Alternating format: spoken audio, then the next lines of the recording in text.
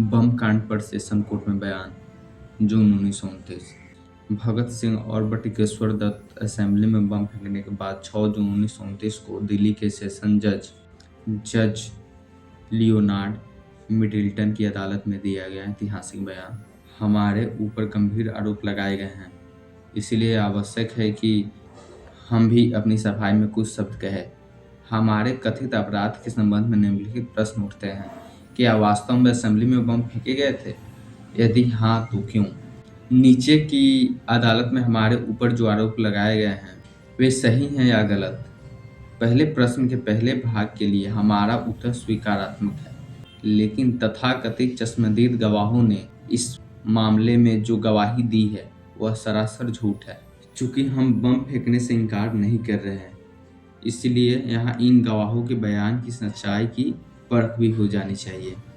उदाहरण के लिए हम यहाँ बता देना चाहते हैं कि सर्जेंट टेरी का यह कहना है कि उन्होंने हम में से एक के पास से पिस्तौल बरामद की, एक सफेद झूठ मात्र है, क्योंकि जब हमने अपने आप को पुलिस के हाथों में सौंपा तो हम में किसी के पास कोई पिस्तौल नहीं थी। जिन गवाहों ने कहा है कि उन्होंने हमें बम फेंकते देखा था वे झूठ बोलते हैं। न्याय तथा निष्कपट व्यवहार को सर्वोपरि मानने वाले लोगों को इन झूठी बातों से एक सबक लेना चाहिए। साथ ही हम सरकारी वकील के उचित व्यवहार तथा अदालत के अभी तक के न्याय संगत रवैये को भी स्वीकार करते हैं। पहले प्रश्न के दूसरे हिस्से का उत्तर देने के लिए हमें इस बम कांड जैसे ऐतिहासिक घटना के कुछ विस्तार में जानना पड़ेगा। हमने वह काम किस अभिप्राय से तथा किन परिस्थितियों के बीच किया, इसकी पूरी एवं खुली सफाई की आवश्यकता है। जेल में हमारे पास कुछ पुलिस अधिकारी आए थे। उन्होंने हमें बताया कि लॉर्ड इरविन ने इस घटना के बाद ही असेंबली के दोनों सदनों में सम्मिलित अधिवेशन में कहा है कि यह विद्रोह किसी व्यक्ति विशेष के खिलाफ नहीं, वरन संपूर्ण शासन व्यवस्था के विरुद्ध था। यह सुनकर हमने तुरंत भाप लिया कि लोगों ने हमारे इस काम के उद्देश्यों को सही तौर पर समझ लिया है। मानवता को प्यार करने में हम किसी से पीछे नहीं हैं। हमें किसी से व्यक्तिगत द्वेष नहीं है और हम प्राणी मात्र को हमेशा आदर की नज़र से देखते हैं।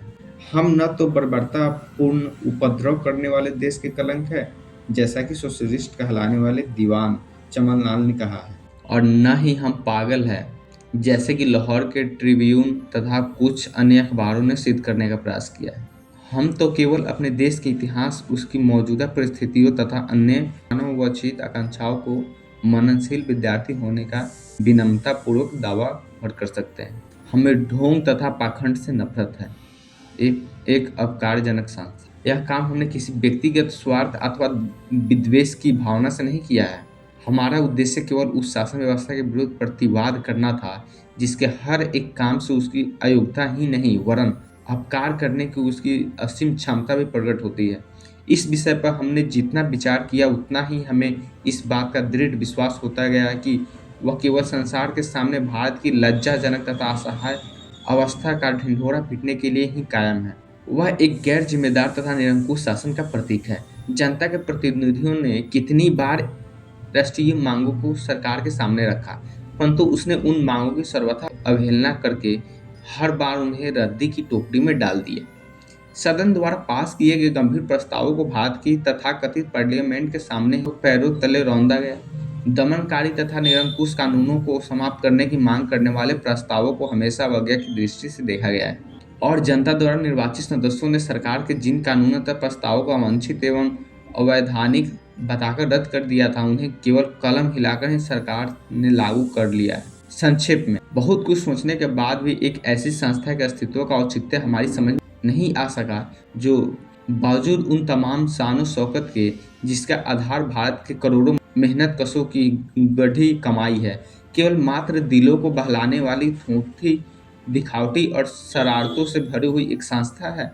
हम सार्वजनिक नेताओं की मनोवृत्ति को समझ पाने में भी असमर्थ हैं। हमारी समझ में नहीं आता कि हमारे नेतागण भारत की असहाय स्वतंत्रता की खिल्ली उड़ाने वाले इतने स्पष्ट एवं पूरे नियोजित प्रदर्शनों पर सार्वजनिक संपत्ति एवं समय बर्बाद करने वाले सहायक क्यों बनते हैं। हम इन्हीं प्रश्नों तथा मजदूर आंदोलनों के नेताओं की धरपकड़ पर विचार कर ही रहे थे कि सरकार औद्योगिक विवाद विधेयक लेकर सामने आई। हम इसी संबंध में असेंबली की कार्यवाही देखने गए। वहाँ हमारा यह विश्वास और भी दृढ़ हो गया कि भारत की लाखों मेहनत का जनता एक ऐसी संस्था से है जिसे किसी बात की भी आशा नहीं कर सकते, जो भारत की बेबस मेहनत कशों की दास्ता तथा शोषकों की गला घोंटू शक्ति की अहितकारी यादगार है। अंत में वह कानून जिसे हम बर्बर एवं अमानवीय समझते हैं, देश के प्रतिनिधियों के सरों पर पटक दिया गया है और इस प्रकार करोड़ों संघर्षरत भूखे मजदूरों को प्राथमिक अधिकारों से भी वंचित कर दिया गया है और उनके हाथों से उनकी आर्थिक मुक्ति का एकमात्र हथियार भी छीन लिया गया है। जिस किसी ने भी कमर तोड़ परिश्रम करने वाले मुख्य मेहनतकशों की हालत पर हमारी तरह सोचा है, वह शायद स्थिर मन से यह सब नहीं देख सकेगा। बलि के बकरों की भांति शोषकों और सबसे बड़ी शोषक स्वयं सरकार है कि बलि देवी पर आए दिन होने वाले मजदूरों के इन मुख्य कुर्बानियों को देखकर जिस किसी का दिल रोता है, वो अपनी आत्मा की चित्कार की उपेक्षा नहीं कर सकता। गवर्नर जनरल की कार्यकारिणी समिति के भूतपूर्व सदस्य स्वर्गीय श्री S.R. दास ने अपने प्रसिद्ध पत्र में अपने पुत्र को लिखा था कि इंग्लैंड की स्वप्न निद्रा भंग करने के लिए बम का उपयोग आवश्यक था। श्री दास के इन्हीं शब्दों के सामने रखकर हमने असेंबली भवन में बम फेंके थे। हमने वह काम मजदूरों की तरफ से प्रतिरोध प्रदर्शित करने के लिए किया था। उन असहाय मजदूरों के पास अपने मर्मांतक क्लेशों को व्यक्त करने का कोई और साधन भी तो नहीं था। हमारा एकमात्र उद्देश्य था बहरों को सुनाना और उन पीड़ितों की मांग पर ध्यान न देने वाली सरकार को समय रहते चेतावनी देना। हमारी तरह दूसरों की भी परोक्ष धारणा है कि इस प्रशांत सागर रूपी भारतीय मानवता की ऊपरी शांति किसी भी समय फूट पड़ने वाले एक भीषण तूफान की घोतक है। हमने तो उन लोगों को सिर्फ खतरे की घंटी बजाई है जो आने वाले भयानक खतरे की परवाह किए बगैर तेज रफ्तार से आगे की तरफ भागे जा रहे हैं। हम लोगों को सिर्फ यह बता देना चाहते हैं कि काल्पनिक अहिंसा का युग अब समाप्त हो चुका है और आज की उठती हुई नई पीढ़ी को उसकी व्यर्थता में किसी भी प्रकार का संदेह नहीं रह गया है। मानवता के प्रति हार्दिक सद्भाव तथा अमिट प्रेम रखने के कारण उसे व्यर्थ के रक्तपात से बचाने के लिए हमने चेतावनी देने के इस उपाय का सहारा लिया है और उस आने वाले रक्तपात को हम नहीं लाखों आदमी पहले से ही देख रहे हैं। काल्पनिक अहिंसा। ऊपर हमने काल्पनिक अहिंसा शब्द का प्रयोग किया है, यहाँ पर उसकी व्याख्या कर देना भी आवश्यक है। आक्रामक उद्देश्य से जब बल का प्रयोग होता है उसे हिंसा कहते हैं और नैतिक दृष्टिकोण से उसे उचित नहीं कहा जा सकता, लेकिन जब उसका उपयोग किसी वैध आदर्श के लिए किया जाता है तो उसका नैतिक औचित्य भी होता है। किसी हालत में बल प्रयोग नहीं होना चाहिए। यह विचार काल्पनिक और अव्यवहारिक है। इधर देश में जो नया आंदोलन तेजी के साथ उठ रहा है और जिसकी पूर्व सूचना हम दे चुके हैं, वह गुरु गोविंद सिंह, शिवाजी, कमाल पाशा, रिजा खां, वाशिंगटन, गैरीबॉल्डी, लफायत और लेनिन के आदर्शों से ही प्रस्फुटित है और उन्हीं के पद चिन्हों पर चल रहा है। चूंकि भारत की विदेशी सरकार तथा हमारे राष्ट्रीय नेतागण दोनों ही इस आंदोलन की ओर से उदासीन लगते हैं और जानबूझकर उसकी पुकार की ओर से अपने कान बंद करने का प्रयत्न कर रहे हैं। अतः हमने अपना कर्तव्य समझा कि हम एक ऐसी चेतावनी दे जिसकी अवहेलना न की जा सके। अभी तक हमने इस घटना के मूल उद्देश्य पर प्रकाश डाला है, अभिप्राय भी स्पष्ट कर देना चाहते हैं। यह बताने की आवश्यकता नहीं है कि इस घटना के सिलसिले में मामूली चोटें खाने वाले व्यक्तियों अथवा असेंबली में किसी अन्य व्यक्ति के प्रति हमारे दिल में कोई व्यक्तिगत विद्वेष की भावना नहीं थी। इसके विपरीत हम एक बार फिर स्पष्ट कर देना चाहते हैं कि हम मानव जीवन को अत्यंत पवित्र मानते हैं और किसी अन्य व्यक्ति को चोट पहुंचाने के बजाय हम मानव जाति की सेवा में हंसते हंसते अपने प्राण विसर्जित कर देंगे। हम साम्राज्यवाद की सेना के भारे सैनिकों जैसे नहीं हैं जिनका काम ही हत्या होता है। हम मानव जीवन का आदर करते हैं और बराबर उसकी रक्षा का प्रयत्न करते हैं।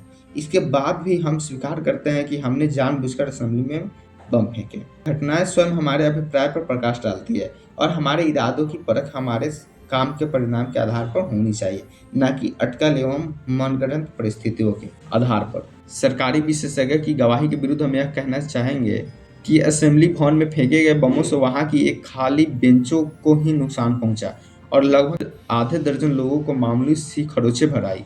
सरकारी वैज्ञानिकों ने कहा है कि बम बड़े जोरदार थे और उनसे अधिक नुकसान नहीं हुआ। इसे एक अनहोनी घटना ही कहना चाहिए, लेकिन हमारे विचार से उन्हें वैज्ञानिक ढंग से बनाया ही गया था। पहली बात, दोनों बम बेंचों तथा डेस्कों के बीच खाली जगह में गिरे थे। दूसरे, उनके फूटने की जगह से 2 फीट पर बैठे हुए लोग को भी, जिनमें श्री P.R. राव, श्री शंकर राव तथा सर जॉर्ज शूस्टर के नाम उल्लेखनीय हैं। या तो बिल्कुल ही चोटें नहीं आई या मात्र मामूली आई। अगर उन बमों में जोरदार पोटेशियम क्लोराइड और पिक्रिक एसिड भरा होता, जैसा कि सरकारी विशेषज्ञ ने कहा है, तो इन बमों में उस लकड़ी के घेरों को तोड़कर कुछ गज की दूरी पर खड़े लोगों तक को उड़ा दिया होता। और यदि उनमें कोई और भी शक्तिशाली विस्फोटक भरा जाता तो निश्चय ही वे असेंबली के अधिकांश सदस्यों को उड़ा देने में समर्थ होते। यही नहीं, यदि हम चाहते तो उन्हें सरकारी कक्ष में फेंक सकते थे जो विशिष्ट व्यक्तियों से खचाखच भरा था, या फिर उस सर जॉन साइमन को अपना निशाना बना सकते थे जिसके अभागे कमीशन ने प्रत्येक विचारशील व्यक्ति के दिल में उसकी ओर से गहरी नफरत पैदा कर दी थी और उस समय असेंबली के अध्यक्ष दीर्घा में बैठा हुआ था। लेकिन इस तरह का हमारा कोई इरादा नहीं था और उन बमों ने उतना ही काम किया जितने के लिए उन्हें तैयार किया गया था। यदि उससे कोई अनहोनी घटना हुई तो यही कि वे निशाने पर अर्थात निरापद स्थान पर गिरे। इसके बाद हमने इस कार्य का दंड भोगने के लिए अपने आप को जानबूझ पुलिस के हाथों समर्पित कर दिया। हम साम्राज्यवादी शोषकों को यह बता देना चाहते थे कि मुट्ठी भर आदमियों को मारकर किसी आदर्श को सम्मान नहीं दिया जा सकता और न ही दो नगण्य व्यक्तियों को कुचलकर राष्ट्र को दबाया जा सकता है। हम इतिहास के इस सबक पर जोर देना चाहते हैं कि परिचय चीन तथा वास्तव फ्रांस की कुख्यात जेल, जहां राजनीतिक बंदियों को घोर तनाव दी जाती थी, फ्रांस के क्रांतिकारी आंदोलन को कुचलने में समर्थ नहीं हुए थे। फांसी के फंदे और साइबेरिया की खानें रूसी क्रांति की आग को बुझा नहीं पाई थी, तो फिर क्या अध्यादेश और सेफ्टी बिल्स में भारत में आज़ादी की लौ को बुझा सकेंगे? षड्यंत्रों का पता लगाकर या गढ़े हुए षड्यंत्रों द्वारा नौजवानों को सजा देकर या एक महान आदर्श के स्वप्न से प्रेरित नौकों को जेलों में ठूसकर क्या क्रांति का अभियान रोका जा सकता है? हाँ, सामयिक चेतावनी से, बशर्ते कि उसकी उपेक्षा न की जाए। लोग की जानें बचाई जा सकती है और व्यर्थ की मुसीबतों से उनकी रक्षा की जा सकती है। आगाही देने का यह भार ऊपर लेकर हमने अपना कर्तव्य पूरा किया। क्या है क्रांति? भगत सिंह से नीचे की अदालत में पूछा गया था कि क्रांति से उन लोगों का क्या मतलब है। इस प्रश्न के उत्तर में उन्होंने कहा था कि क्रांति के लिए खूनी लड़ाई अनिवार्य नहीं है और न ही इसमें व्यक्तिगत प्रतिहिंसा के लिए कोई स्थान है। वह बम और पिस्तौल का संप्रदाय नहीं है। क्रांति से हमारा अभिप्राय अन्याय पर आधारित मौजूदा समाज व्यवस्था पर आमूल परिवर्तन। समाज का प्रमुख अंग होते हुए भी आज मजदूरों को उनके प्राथमिक अधिकार से वंचित रखा जा रहा है और उनकी गाढ़ी कमाई का सारा धन शोषक पूंजीपति हड़प जाते हैं। दूसरों के अन्नदाता किसान आज अपने परिवार सहित दाने दाने के लिए मोहताज हैं। दुनिया भर के बाजारों को कपड़ा मुहैया कराने वाला बुनकर अपने तथा अपने बच्चों के तन ढकने भर को भी कपड़ा नहीं पा रहा है। सुंदर महलों का निर्माण करने वाला राजगीर लोहार तथा बढ़ई स्वयं गंदे बाड़ों में रहकर अपनी जीवन लीला समाप्त कर जाते हैं। इसके विपरीत समाज के जोग शोषक पूंजीपति जरा जरा सी बातों के लिए लाखों का वारा न्यारा कर देते हैं। यह भयानक असमानता और जबरदस्ती लादा गया भेदभाव दुनिया को एक बहुत बड़ी उथल पुथल की ओर ले जा रहा है। यह स्थिति अधिक दिनों तक कायम नहीं रह सकती। स्पष्ट है कि आज का अधिक समाज एक भयानक ज्वालामुखी के ऊपर बैठा हुआ है और शोषकों के मासूम बच्चे तथा करोड़ों शोषित लोग एक भयानक खड्डे की कगार पर चल रहे हैं। आमूल परिवर्तन की आवश्यकता। सभ्यता का यह प्रसाद यदि समय रहते संभाला न गया तो शीघ्र ही चरमराकर बैठ जाएगा। देश को एक आमूल परिवर्तन की आवश्यकता है और जो लोग इस बात को महसूस करते हैं उनका कर्तव्य है कि साम्यवादी सिद्धांतों पर समाज का पुनर्निर्माण करें। जब तक यह नहीं किया जाता और मनुष्य द्वारा मनुष्य का तथा एक राष्ट्र द्वारा दूसरे राष्ट्र का शोषण, जिसे साम्राज्यवाद कहते हैं, समाप्त नहीं कर दिया जाता, तब तक मानवता को उसके कलेशों से छुटकारा मिलना असंभव है और तब तक युद्धों को समाप्त कर विश्व शांति के युग का प्रादुर्भाव करने की सारी बातें महज ढोंग की अतिरिक्त और कुछ भी नहीं है। क्रांति से हमारा मतलब अंतोगत्व एक ऐसी समाज व्यवस्था की स्थापना है जो इस प्रकार के संकटों से बड़ी होगी और जिसमें सर्वहारा वर्ग का आधिपत्य सर्वमान्य होगा और जिसके फलस्वरूप स्थापित होने वाला विश्व संघ पीड़ित मानवता को पूंजीवाद के बंधनों और साम्राज्यवादी युद्ध की तबाही से छुटकारा दिलाने में समर्थ हो सकेगा। सामयिक चेतावनी। यह है हमारा आदर्श और इसी आदर्श से प्रेरणा लेकर हमने यह सही तथा पुरजोर चेतावनी दी है।